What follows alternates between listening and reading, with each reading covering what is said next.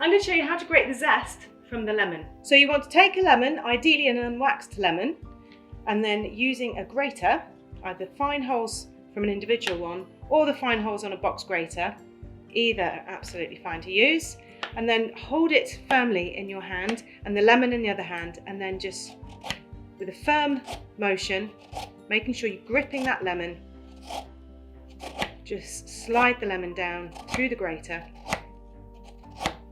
and you've got these lovely little bits of lemon zest coming out of the back.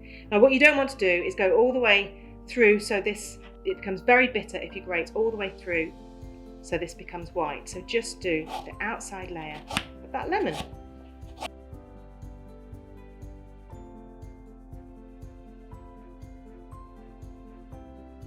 And this is how you finally grate the zest from the lemon.